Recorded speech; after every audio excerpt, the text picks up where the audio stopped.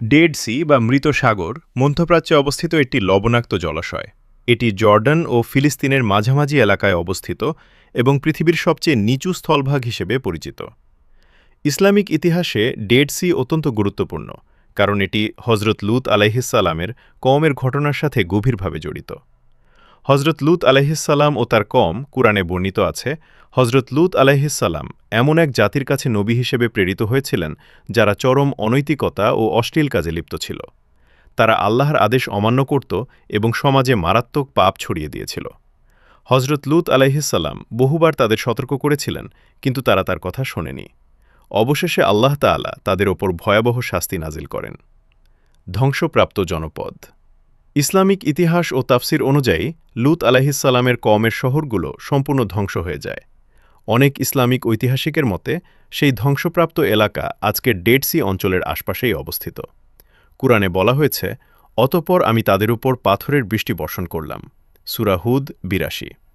এই শাস্তির ফলে পুরো জনপদ উল্টে যায় এবং স্থানটি পরিণত হয় এমন এক এলাকায় যেখানে জীবন টিকে থাকা প্রায় অসম্ভব, যার প্রতীক আজকের ডেড সি।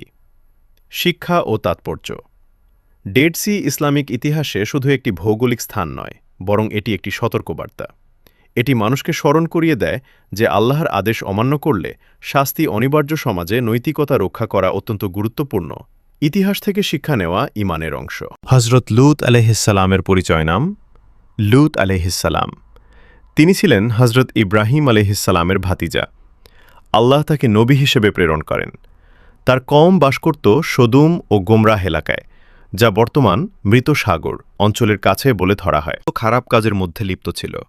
তাদের প্রধান অপরাধগুলো ছিল পুরুষদের সাথে পুরুষের অশ্লীল সম্পর্ক স্থাপন, প্রকাশ্যে গুনাহ করা ও এতে লজ্জাবোধ না করা, ডাকাতি ও যাত্রীদের ওপর অত্যাচার, নবীর উপদেশ উপহাস করা। কুরআনে সূরা আরাফ, সূরা হুদ, সূরা শুআরা প্রভৃতি তাদের এসব অপরাধের কথা উল্লেখ আছে। লূত আলাইহিসসালাম তাদের বলতেন, আল্লাহকে ভয় করো, এ জঘন্য কাজ ছেড়ে দাও, তোমরা সীমা লঙ্ঘন করছ। কিন্তু তারা তার কথা শুনেনি, বরং তাকে ও তার পরিবারকে শহর থেকে বের করে দেওয়ার হুমকি দেয়। একসময় আল্লাহ তাআলা ওই কওমকে ধ্বংস করার সিদ্ধান্ত নেন।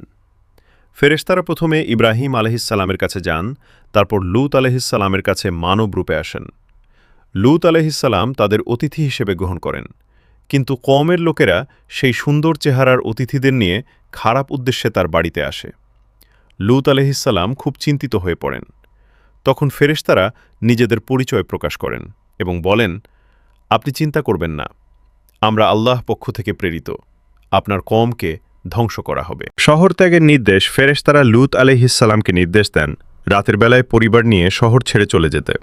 কেউ যেন পেছনে ফিরে না তাকায়। কিন্তু তার স্ত্রী ঈমান আনেননি, তিনি কওমের পক্ষ নিয়েছিলেন। গুনাহ যত বড়ই হোক, আল্লাহ আগে সতর্ক করেন।